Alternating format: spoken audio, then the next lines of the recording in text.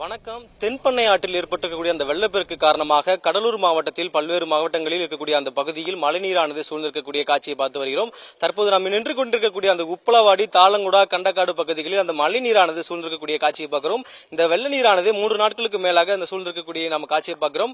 குறிப்பாக அந்த சப்தகிரி நகர், பத்மாவதி நகர், தியாகு நகர், பெரியசாமி நகர், பெருமாள் நகர், லட்சுமி நகர் மற்றும் அழகப்பா நகர் போன்ற அந்த சுற்றுவட்டார கிராமங்கள் அனைத்துமே அந்த வெள்ள நீரானது சூழ்ந்திருக்கக்கூடிய காட்சியை பார்த்து வருகிறோம்.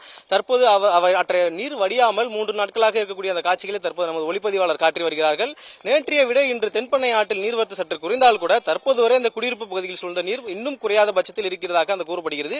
குறிப்பாக அந்த குண்டு உப்பளவாடி பகுதியில் மட்டும் 1600க்கும் மேற்பட்ட வீடுகள் இருப்பதாக கூறப்படுகிறது. நேற்று வரை இந்த முதல் தளம் வரை இந்த மக்கள் நீரில் மூழ்கியிருந்ததாக கூறப்படுகிறது. அது மட்டும் இல்லாமல் அவர்கள் உணவு, உடை மற்றும் அனைத்துமே இழந்து அந்த 2வது மாடியில் பல மணி நேரமாக தங்கியிருந்ததாகவும் கூறப்படுகிறது. அதன் பின்னர் இருக்கக்கூடிய அந்த மக்களை தேசிய பேரிடர் மீட்பு குழு மற்றும் தீயணைப்புத்துறை மற்றும் தன்னார்வலர்கள் ஒருங்கிணைந்து அவர்களை பத்திரமாக மீட்டு அங்கு இருக்கக்கூடிய அந்த முகாமில் மற்றும் அந்த திருமண மண்டபத்தில் அவர்களை தங்க வைக்கக்கூடிய அந்த காட்சியை நாம் பார்த்து வருகிறோம். இந்த பகுதியில் அந்த நீரில் உள்ள தங்களது வீடுகளை அவ்வப்போது இந்த மக்கள் பார்வையிட்டு சென்று வருகிறார்கள். அதாவது அந்த நீர் எவ்வளவு வற்றி இருக்கிறதா இல்ல மீண்டும் அதிகரித்திருக்கிறதா என்பது போன்றவற்றை இப்பகுதியில் வசித்துக் கொண்டிருக்கக்கூடிய அந்த மக்கள் பார்வையிட்டு செல்வதை அந்த காட்சியை பார்த்து வருகிறோம். தங்களது வீடுகள் மூழ்கி இருக்கக்கூடிய அந்த சூழலில் இந்த மக்கள் வெகுவாக சிரமத்தில் ஆளாகியிருக்கிறார்கள். அதேபோல் இப்பகுதியில் 3 நாட்களாக அந்த மின்சார விநியோகம் துண்டிக்கப்பட்டதால் அந்த மக்கள் வெகுவும் சிரமத்துக்குள்ளாகியதாக கூறப்படுகிறது.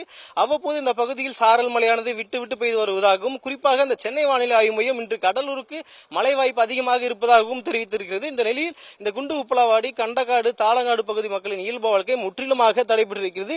இன்னும் இந்த வடிவதற்கு 2 நாட்களுக்கு மேலாகும் நிலையில் இந்த மக்கள் தற்பொழுது அந்த திருமண மண்டபத்தில் தங்க வைத்திருப்பதாக கூறப்படுகிறது. அங்கு தங்க வைப்பதற்கு அவர்களுக்கு அந்த உணவு வழங்கப்பட்டு ஏற்பாடு செய்யப்படுவதாக அந்த பகுதி மக்கள் தெரிவிக்கிறார்கள்.